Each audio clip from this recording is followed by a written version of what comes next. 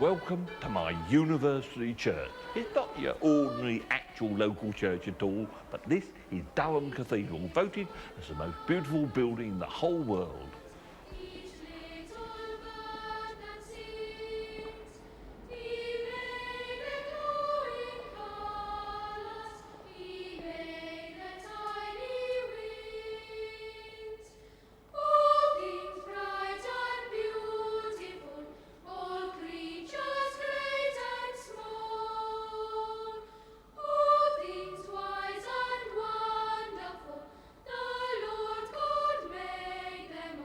So beautiful and so important is my church that it is one of a highly select group of global treasures called World Heritage Sites.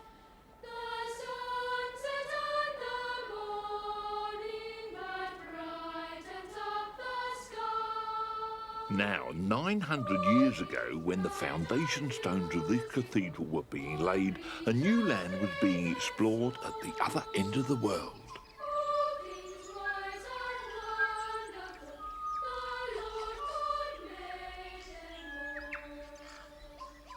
New Zealand too has cathedrals of World Heritage class, but these are green and growing. Their pillars, the trunks of massive trees, and their choristers are of the feathered kind.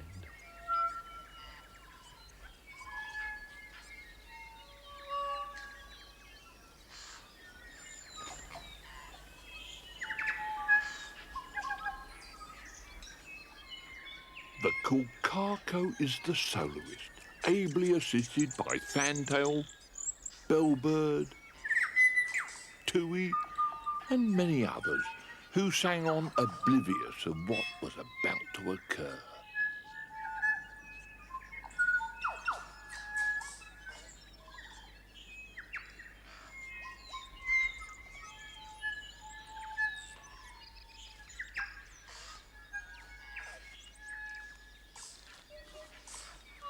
When New Zealand set sail all around 100 million years ago, it was an ark, a place of survival, and carried with it many plants and animals which today occur nowhere else on Earth. Just as important as the things that went along for the ride were the things that got left behind. No snakes ever hunted round the trees in these forests. No bears to leap out in the bush. And no large cats to pounce down from the trees. So, as there were no mammals to chase them at all, the birds found a safe place in which to live. And so they forgot how to fly and grew larger and larger. New Zealand became truly the place of the birds. So, in the animal communities of Noah's Ark, the roles normally played by mammals were filled by our feathered friends, and this produced some really bizarre mammal-like birds, and the best time to see them is at night.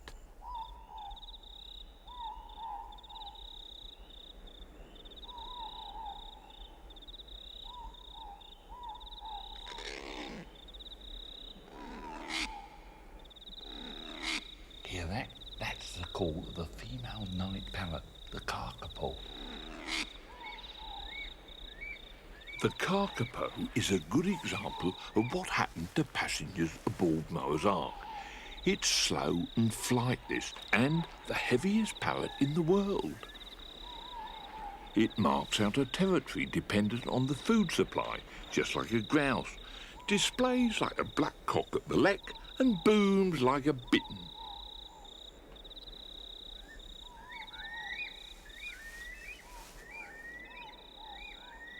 This is a male sucking in the air to blow himself up like a football so that he can produce a low, booming love song.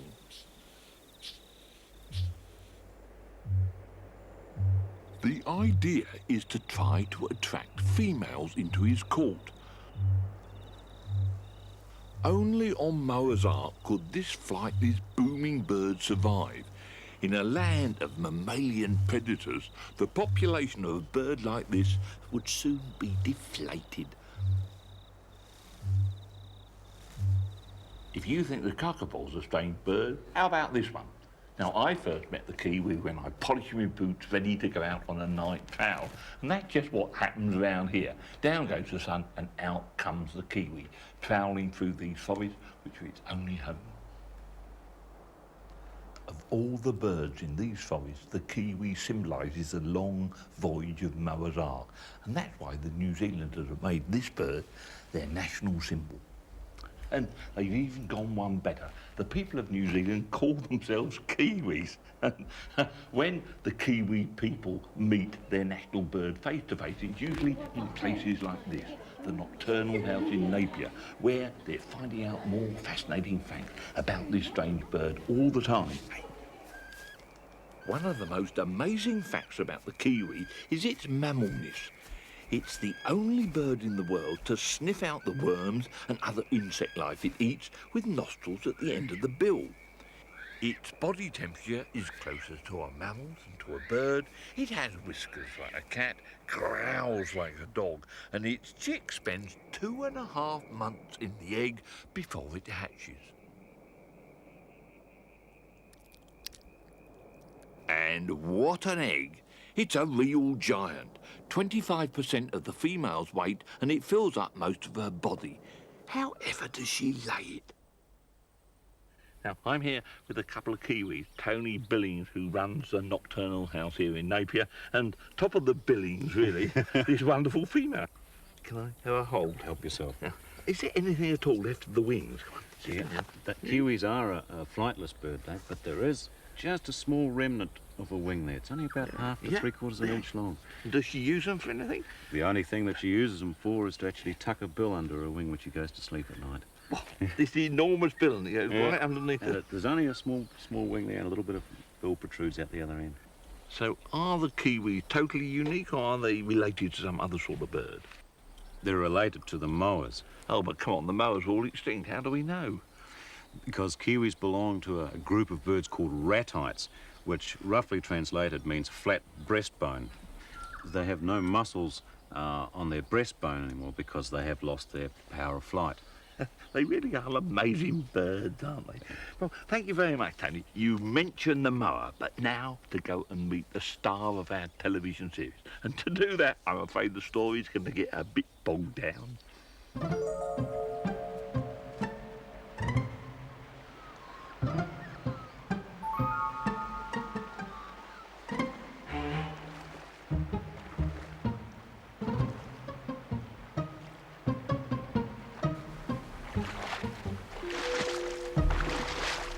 In the past, this pond was much drier. In fact, it was a swamp covered with wonderful, juicy, luscious vegetation on which the local birds used to like to feed.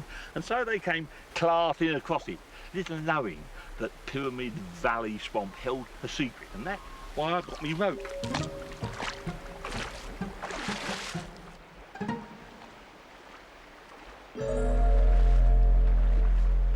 Yeah, there is one down there. Well, there's only one thing for it in the cause of science.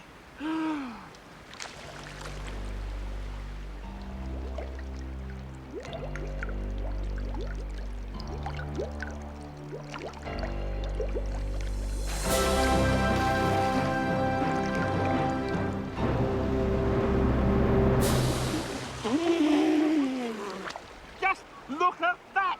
You see, down in the calcareous ooze, there was no acid and no oxygen at all, so the bones of the birds were perfectly preserved. And that's a leg bone, and that's bigger than a child. What a bird!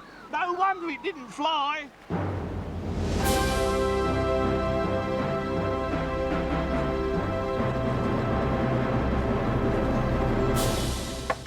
Well caught, just like the birds back in the swamp. And though there may be bones flying about today, the birds that these bones belonged to couldn't. They were flightless and had their feet firmly on the ground.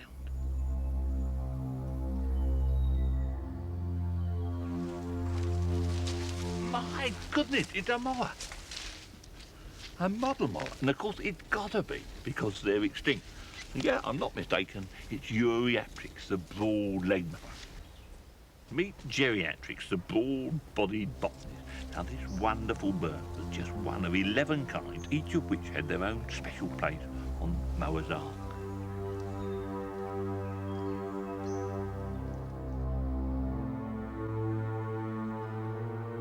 What the grazing mammals did for the plains of Africa, the moa did on Noah's Ark, filling every niche. They ate much like a cow or a horse and grew almost as big.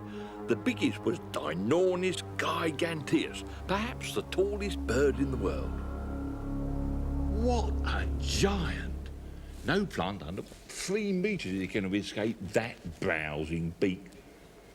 But that's underestimating the plants of New Zealand. They weren't completely defenceless. On the hills above the capital city of Wellington, there are plants that can really take some punishment. Thanks to their special multi-branching, or to give it its proper name, divalicating nature. The whole thing fits together like a large, rather painful jigsaw puzzle. For a long time, it's puzzled scientists as to why 40 or more plants that grow in New Zealand have taken up this divalicating habit. Now, one of the theories relates to the very changeable New Zealand climate. One day it may be hot and windy, and the next there may even be a frost. So it's no good becoming deciduous and chucking your leaves away, because the plant could get caught out, and so perhaps they reduce the size of their leaves and pack them down amongst all these branches, out of the way of the wind and climate. And it's a nice warm microclimate in there in which they can flower and fruit as well.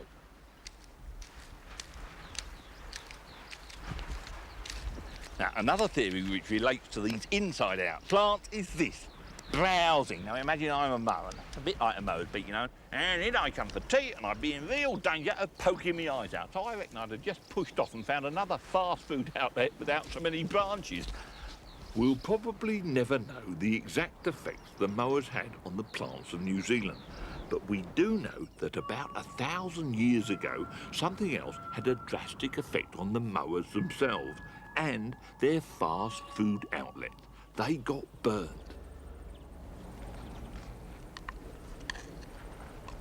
There you are, history on a plate. Charcoal. I can write on myself with it. Part of that layer which was discovered in this road cutting a few years back. Now since then, lots of similar layers have been discovered over vast areas of the east side of the South Island.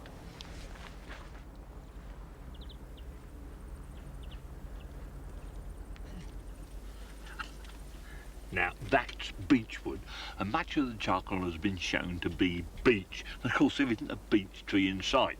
Now, dating of the charcoal from many of these sites has shown that between 600 and 800 years ago, there was a great period of forest destruction by fire. The invaders of the last ark were here. The first humans on the scene lit fires that raged out of control, removing much of the forest from the east of South Island. Life on the Ark would never be the same again. One of the few things these people left us is their art, drawn in charcoal on the walls of the rock shelters in the South Island.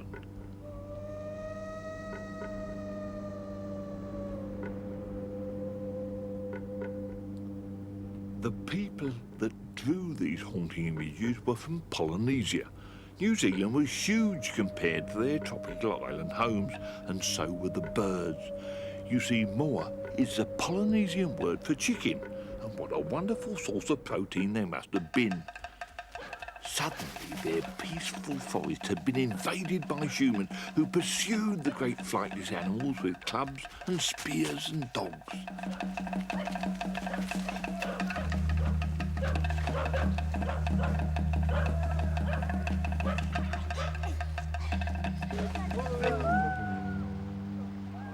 And after the slaughter came the butchery. The hunters brought the carcasses downriver for processing in camps near the sea. They were either dried or cooked in huge earth ovens before being preserved in their own fat.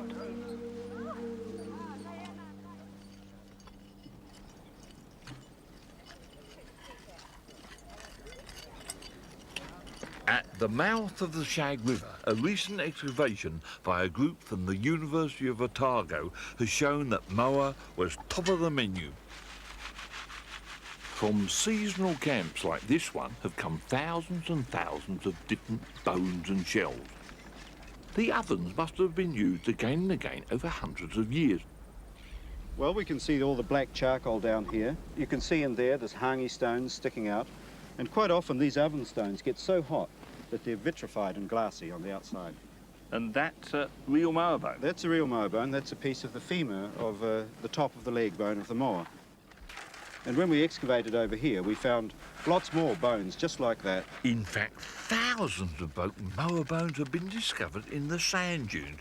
What barbecues those people must have had.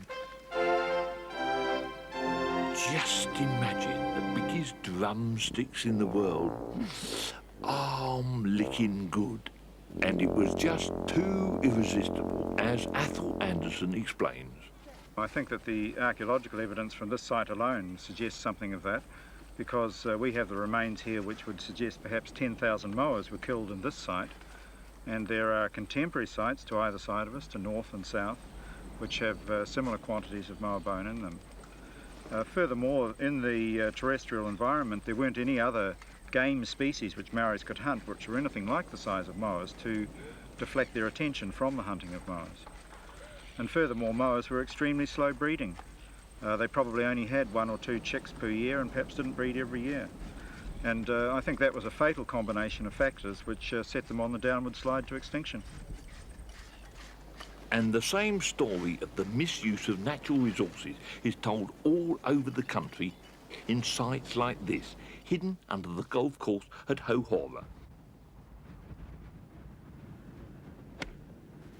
The people who live around here, almost 1,000 years ago, played a very different game. The birdies then were mowers. The eagles, the largest eagle in the whole world, called Harpagornis, and their pa was just over there.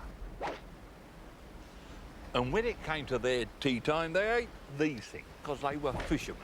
And to prove it, this is their rubbish dump.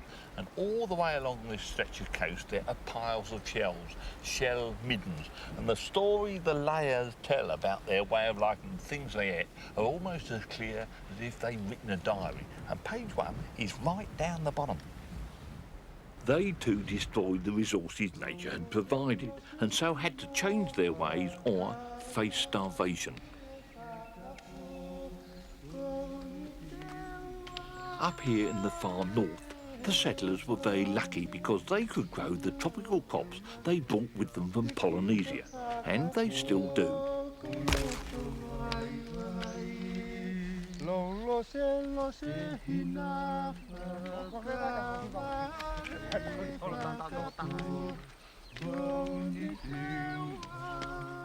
Taro is one of these plants, and the leaves are the first products harvested, ready to go to the main market at Aotearoa in Auckland.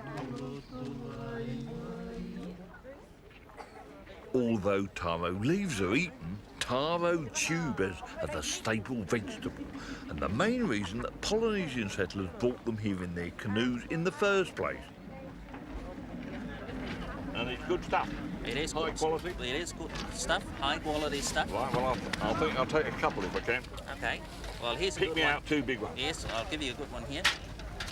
And another one. Great. They're $2.20 a kilo. Okay. All right. Yeah. That's $7.04, sir. Thank you. Thanks very much. Aotearoa Market is a wonderful place, and here you can find all manner of fruit and vegetables that the Polynesians may have originally brought with them from the tropics. And this is my particular favourite. So, how much the kumara? $26. Well, that's a bit steep. $26? Well, $6 for the kumas and $20 for the bag, for the kit. You mean I get the bag as well? Oh, yes. It's real good stuff, is it? Oh, yes. Nothing but the best. Well, wait, hang on a sec. I think I've got 25 there. Will that do? Yeah, no problem. Okay. Yep. Thank you very much. Thank you. Cheerio. Now, I bought two things which were very important to the early Polynesians here in New Zealand. First, they brought it with them, sweet potato, or as they call it, kuma. And the other was flax, and they found it growing here, a plant which is used to make many things apart from the bag which holds me sweet potato.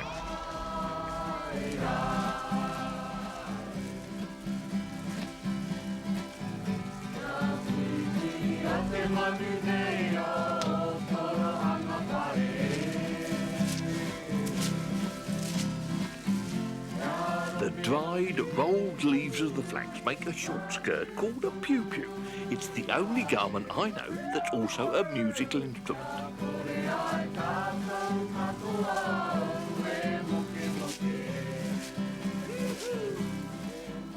Now, flax is a sort of lily and a real favourite of New Zealanders. Birds like the tui love it because the flowers are full of nectar. But what makes it attractive to humans are its leaves. They're very long, very broad and supported by immensely strong fibres. Flax is one of the most treasured plants of the Maori people, and of the 80 botanical varieties which have been recognised, 60 of the best have been gathered here. So in my opinion, this collection ranks as an international treasure house. The collection is the work of one person, Rini Orchiston, and it's taken her 30 years to make it. Now, although many of these flax varieties are rare and have special qualities that were revered by different tribes, I had trouble in telling one from the other. Now, I can see this one's got a wonderful sort of dark reddy brown edge to it, but what is it and what do you use it for? It's awaho, and it's a typical pew-pew flax, which has to be strong and straight, and it has a Gothic point. This little fellow will get one off. Do you see the little Gothic point? You see, almost like, just like, yes. Yeah. And you're right, and there's the Gothic point, just like Yes. a church window, isn't it? Yes. Absolutely perfect. That is a very good pew-pew flax because it's very wide and very strong and straight. Flax will grow anywhere. It grows from the edge of the sand hills on the beach, on the hills and in swamps. And although it grows more luxuriantly in the swamps, it produces heavier fibre and heavier, coarser fibre. So if you want a fine fibre for a cloak or some fine work, it's better to collect your flax from hill or slightly drier conditions. The tricky part, though, is extracting the fibres from the rest of the leaf. But Digger Takanawa, one of New Zealand's finest weavers and auntie of one of the world's finest singers, makes it all sound easy. And turn back to the shiny side to get the muka out, or fibre. And then one is turned so you get an even thickness. I wonder who first thought of that. I wonder. The plant first. That is amazing. And it's that quick. I mean, you don't have to go on doing it to make sure it sticks Well, together. it really is the same principle as spinning wool. On the sea, you're spinning first, and when they meet, you're plying. Now do this 700 or so times and you've got enough cord to make one of these remarkable cloaks being woven by Digger's mother. Now, this Bind is the in some preparation feathers of and the feathers. results are See, I've even taken more that gum spectacular. from the base of the flax. It is quite sticky stuff. And these are pukeko feathers, and because they're so fine stemmed, we put 3 together. The same applies to the kiwi feathers and the weka feathers. You need to have 3. And with a bit of that gum, they're bound together like that. It takes me about an hour and a half to do 100 sets of these.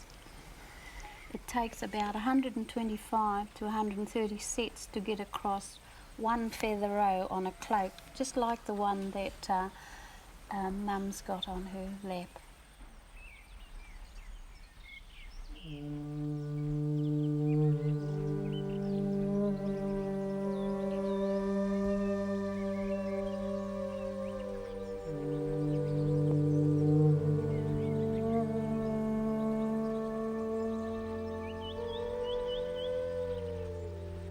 If woven cloaks were desirable for the Maori people in the temperate North Island, they were an absolute necessity in the south, where the climate could be much cooler. Here too, none of the tropical crops would grow, and so at times it would have been much harder to fill the earth ovens. The earth oven, or hangi, is the traditional method of preparing food in New Zealand. The fire is used to heat rocks for several hours. The rocks are then pushed into a hole and the food basket placed on top and covered with leaves or sacks and then soiled. In a few hours, a delicious steamed meal is hot and ready.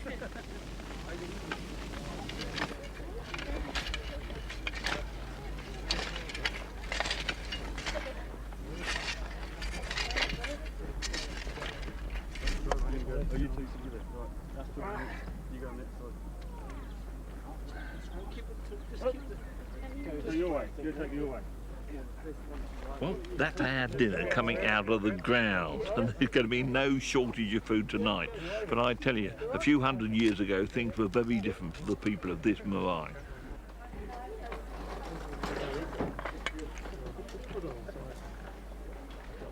Now, the locals of the Aotearoa marae have put together a selection of the food that would have been found here several hundred years ago.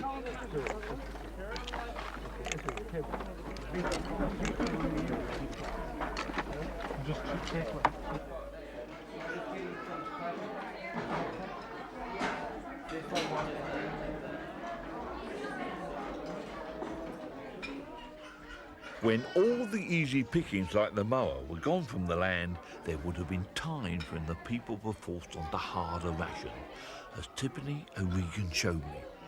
Fern root, you sure? This is aruhe, or the fern root. It's it was one of the staple foods of our old people. Sorry, doesn't do tasty, but what's that on my teeth? It's full of silica and it'll grind your teeth out if you eat enough of it. Doesn't taste of anything at all. Its great virtue is that it could be stored well through the winter, but it's hard work eating and it wasn't good for the old people, and they got rid of it in the 19th century as soon as they could. I don't like being rude to my host. Haven't you got anything better? Well, try some of this to sweeten your mouth before you taste the dried out fruits again. Now that is good. That's pretty nice. That's konini. But this is karaka. And the karaka is one of the trees that our old people took around the place, planting everywhere. As a fruit, it's deadly poisonous, now that you've tasted it.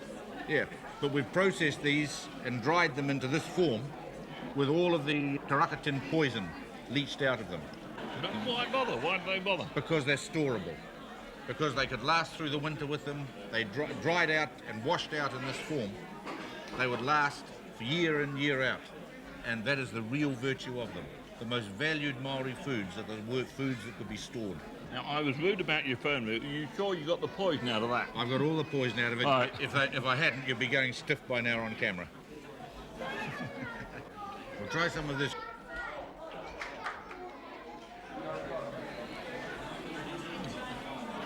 That's not bad. Right, now that's karangatutu. And karango is the seaweed, and it's been soaked in the juice of the tutu berry. Again, deadly poisonous if you eat the kernel. These have been got out for you. You sure? Yes, promise.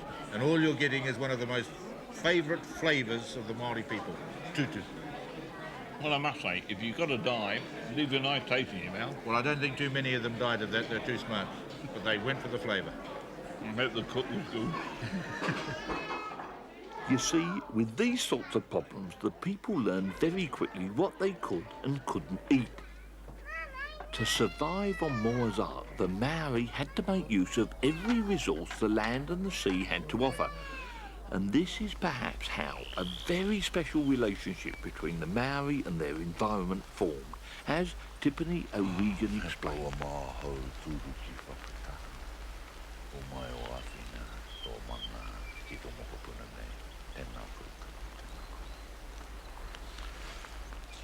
Tiffany, why the little prayer as you come into the forest?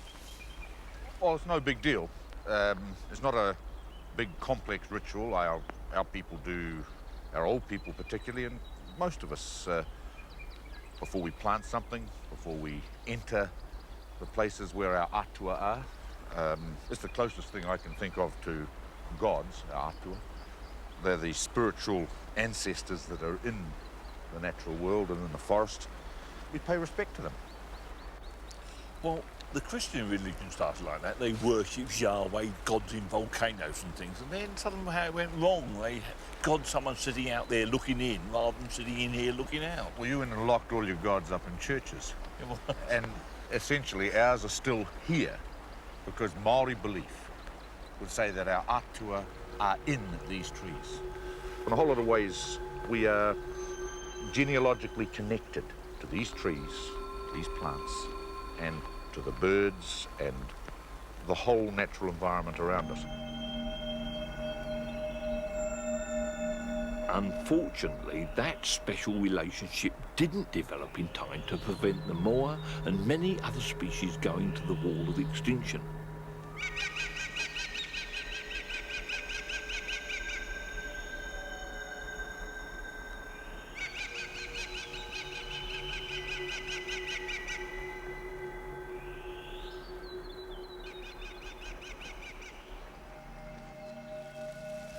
In making a home for 20 generations, their plants and their animals, man had forced many of the original passengers off Noah's Ark forever.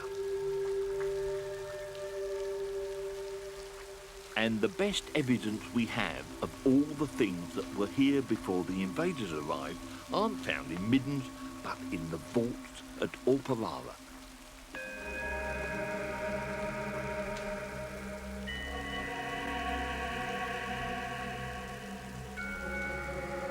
They're called the Honeycomb Caves because there are 13 kilometres of tunnels around here with more than 70 openings.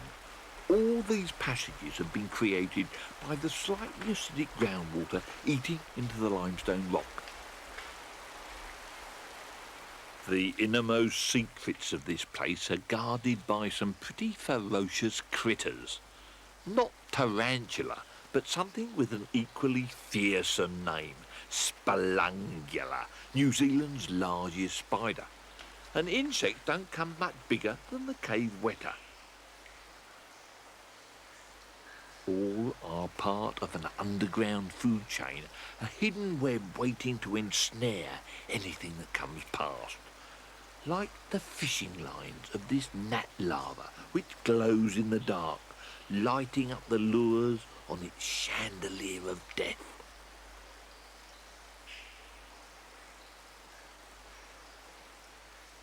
Anything that gets lost in the caves and dies down here becomes part of that food web. And lots of things have. Like me old mate the Kakapo. Many years ago, this bird must have wandered into the caves and finding no food, died of exhaustion right on this spot, with his little feet tucked under the rock. But you know, the way that many of those poor old birds got into the caves here, they fell through slits, cracks like this, and of course got trapped. And one bird every year over 20,000 years makes an enormous heap of bones.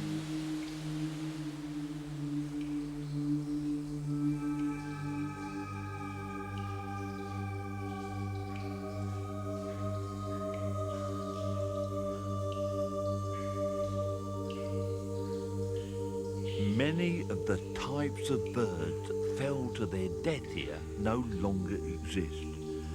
So the bones in these caves offer a very special window into the past, a passenger list of Noah's Ark before people arrived on the scene.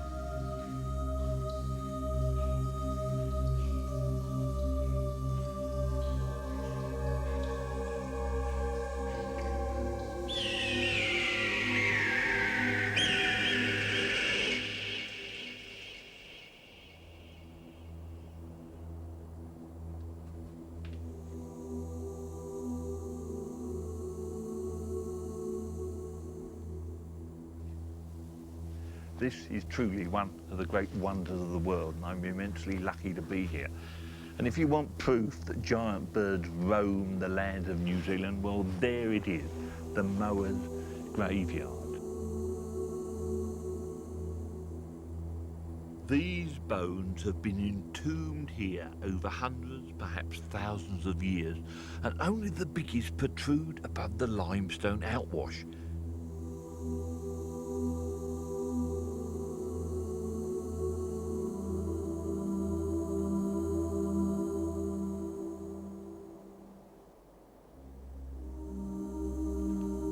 All these bones, all those birds, just think, many have become extinct since humankind arrived in New Zealand. Then, around 200 years ago, another wave of settlement and destruction began. A sailing ship was sighted off the east coast. The Europeans had arrived.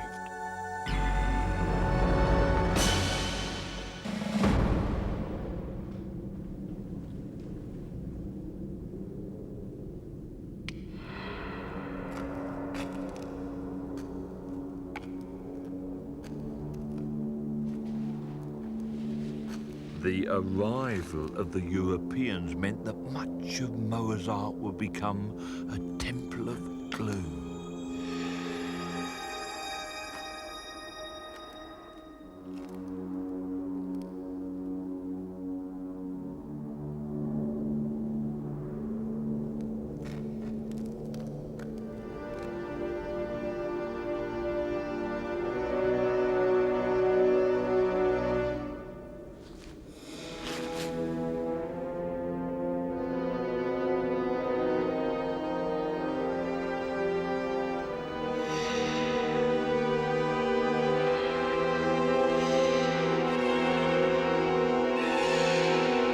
Their coming tipped the ecological balance.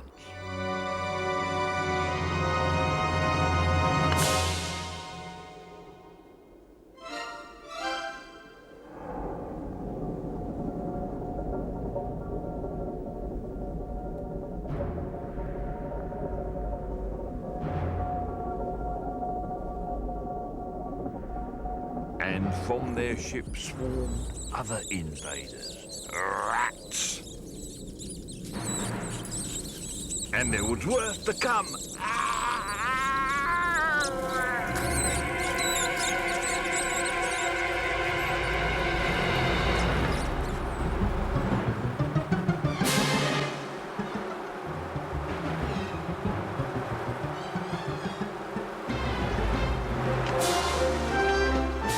Invaders were everywhere. They chased out the locals and destroyed the forest. Fire! The destruction raged on. And it gave the new settlers new landscapes and new lives.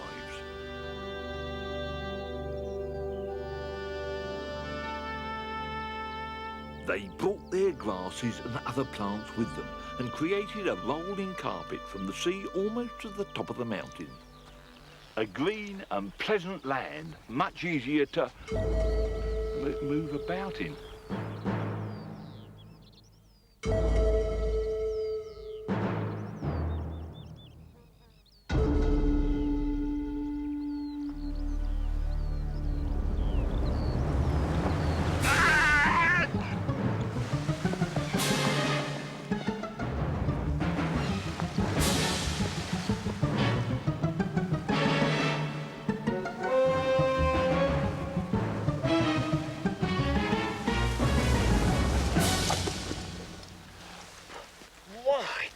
To bring the thistles too.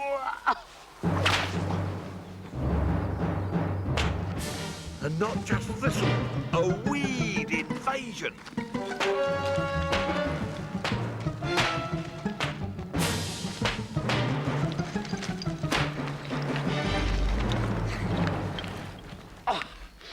Time. Oh, the smell of it.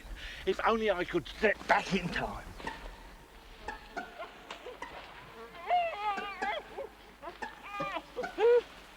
Where can I go? The coast, even Gulls can't live in the sea.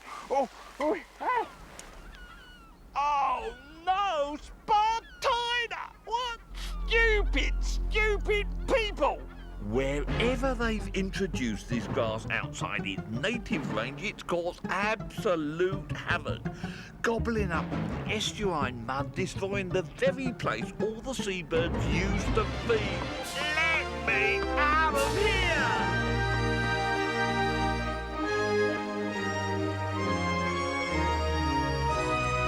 At last, a high country lake. None of the raiders can ever get me out. Not even these wasps.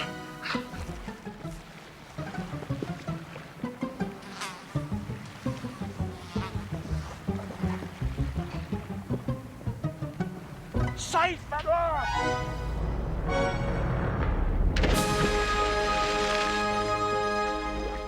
Hello, dear! Oh no, I'm not talking about you, miss. I'm talking about this horrible weed down here. Hello, deer, or Canadian pondweed, a blanket of death to the plant life of the lake. And there are other blankets smothering the life of the forest. The aliens are everywhere, from the bottom of the lakes to the top of the high. Caught in the grip of old man's beard. This is really getting ridiculous. Time to get back to reality. But of course, this is reality. The whole of New Zealand is under attack from these, the invaders, of the last art. What are you doing up there? Oh, well, it's a long story, mate. Wait till I get down, I'll tell you. Hello, who are you? I'm the noxious plants officer. Well, this is a blooming noxious plant man here. What are you doing about it? Well, at this stage, there's not a heck of a lot we can do about it. We're doing our best anyway. Well, best of luck, mate. Keep up the good work. Cheerio. See you later. But you know, you can understand why they brought all those things with them. Imagine you're a settler arriving in New Zealand to start a whole new way of life, a farm. You sail halfway round the world only to find that your farm is actually covered with dense, wet, totally alien-looking forest. Of course the settlers set about refitting Mowers Ark out in the manner to which they had been born.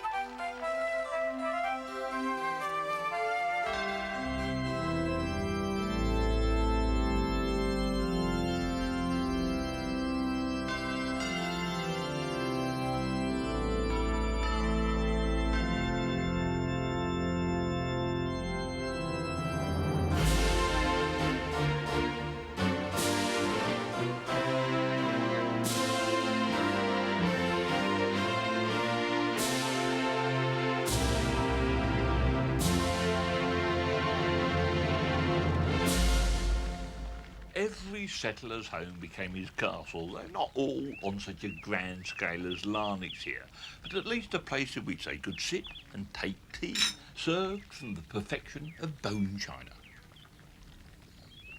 Mowers Ark had become, well, there's only one word for it: British. The changes extended far beyond the formal garden, for New Zealand became Europe's farmyard. All the best land in the valleys and the plains was gobbled up first. Ageless bush became perennial rye, ruminate on the fact. And the invading grasses became New Zealand lamb and fern leaf butter. And of course, how could I forget pure wool carpets? With the growing appetite of a post-World War to satisfy, even the poorest land beckoned new farmers and their families. And mighty rivers like the Wanganui took the new farmers and their families to the limits of navigation.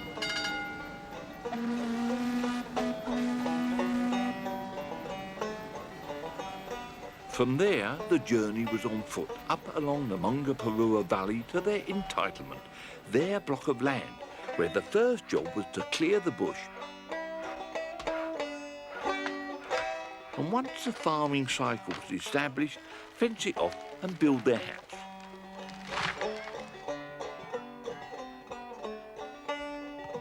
Supply was by horseback and wooden bridges were built over steep gorges.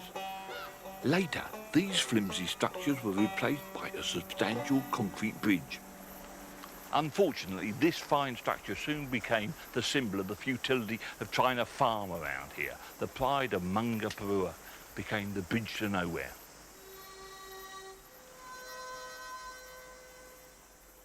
There is no road to Mungaparua now. The bridge stands surrounded by forest, which is reclaiming the land it lost in a battle 70 years ago.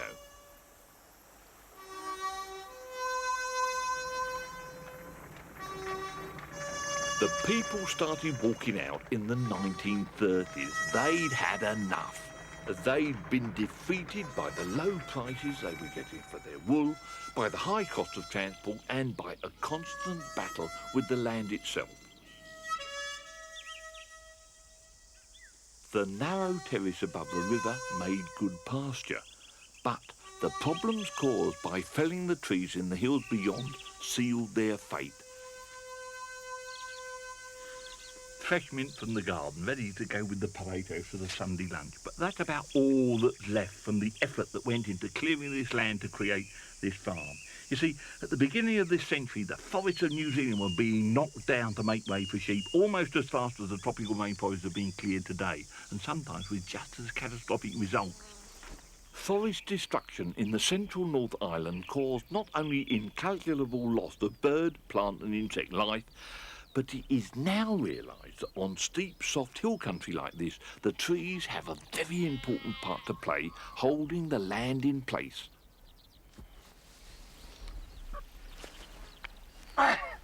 Now that took quite a lot of effort on my part to get down through the depths of the soil to the bedrock underneath, but not nearly as much effort as it took all the trees and the native plants which grew here to make the soil in the first place. You see? It's almost 2 metres deep, and when it rains, well, it soaks up the rainwater and holds it, even here on these hill slopes. But the tree roots are much better at binding this huge soily sponge onto the hills than the shallow roots of the grasses are. And once the trees are gone, it takes much less water to start the soil rolling off the hill.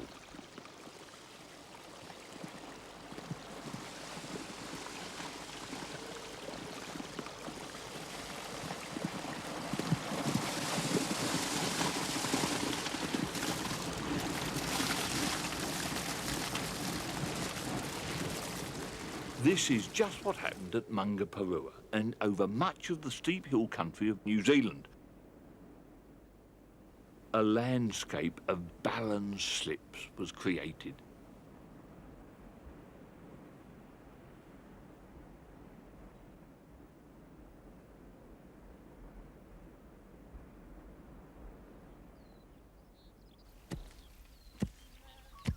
You see, even where the slips healed over with grass, there's only a few centimetres of soil, and there was all 2 metres of stuff here.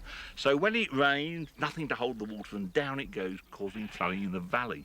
And of course, if the farmer wants to keep this land productive, then you've got to pour on lots and lots of very expensive fertiliser. It just isn't worth it. The land's ruined. Complete and utter devastation, and all because for 1,000 years people have been trying to make a living off the decks of Noah's Ark. 7 million hectares of forest was destroyed by the Moa hunter and their descendants before the signing of the Treaty of Waitangi in 1840. This was an agreement between the Crown and the Maori people. The English were granted sovereignty over the country, while the Maori were guaranteed exclusive possession of their lands and fisheries for so long as they wished to own them. Since the Europeans arrived here, our part in the destruction has been at least another 7 million hectares of forest. And it was us who introduced the invaders, and it was us who brought the weeds.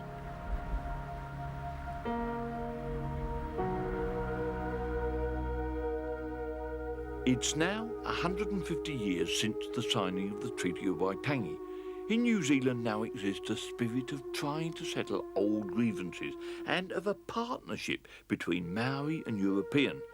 But there is a third partner in all this that no one in New Zealand must forget, for to do so would be to court disaster.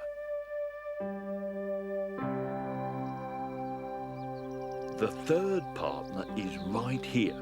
It's the ark itself, which has existed not for 150 years or 150,000, but closer to 150 million years.